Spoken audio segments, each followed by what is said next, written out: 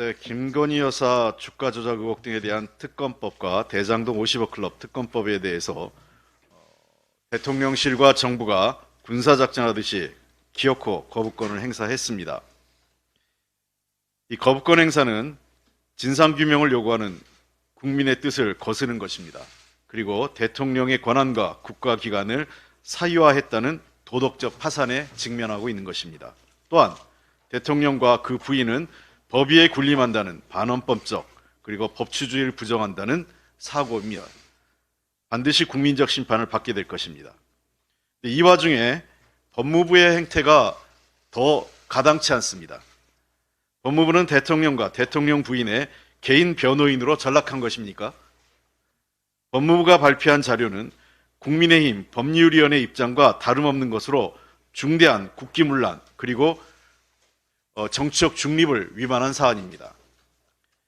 내용을 좀 구체적으로 보시면 첫 번째, 가짜뉴스로 국민을 호도하고 있습니다. 법무부는 이미 주가 조작 세력 재판에서 김건희 여사의 연루 정황이 드러났음에도 범죄 단서가 없다고 단정하고 특검의 여당 추천권 배제와 언론 브리핑 조항을 기형적 구조, 민주주의 원리 침해라고 비방하고 있습니다. 윤석열 대통령과 한동훈 비대위원장이 적극 참여했던 국정농단 특검도 여당의 특검 추천 배제, 이에 최서원 씨가 위헌소송까지 제기했으나 헌법재판소가 오히려 이해충돌 소지가 있어서 특검 추천 배제한 것이 맞다고 합헌 결정을 내린 바 있습니다. 또한 쌍특검법은 대통령과 대통령 부인이 비리 범죄 의혹에 관한 특검으로 법무부 주장은 사실과 부합하지 않습니다. 아울러 특검의 언론 브리핑도 이전 특검에 늘 실시돼 왔던 것입니다. 법무부가 사실상 허위사실을 유포하고 있는 것입니다. 둘째, 법무부는 이미 충분히 수사했다는 궤변과 권력형 부정부패 사건이라고 할 수 없다는 단정으로 사실상 무혐의 처분을 내리고 대통령 부인의 변호인을 행세하고 있습니다. 검찰은 2022년 김건희 여사 등에 대한 고발 이후 지금까지 제대로 된 수사도 하지 않고 기소나 불기소 처분도 하지 않은 채 시간만 끌면서 사건을 뭉개왔습니다. 그동안 당시 검찰총장이 윤석열 검찰총장이었습니다. 사유화된 검찰 하에서 김건희 여사에 대한 소환이 제대로 된 적이 있었습니까? 압수수색이라도 제대로 된 적이 있었습니까? 그래놓고 제대로 된 수사했다고 법무부가 얘기하는 게 맞습니까? 또 결혼 이전 사건을 결혼 이후에 특검을 한다, 이 말이 안 되는 얘기입니다.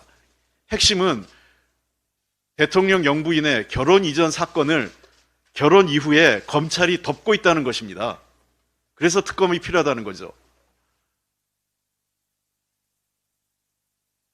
무혐의 처분을 할 수 있다면 진작 했을 것이라고 한 검사의 고백은 제대로 된 수사 필요성을 보여주는 것입니다.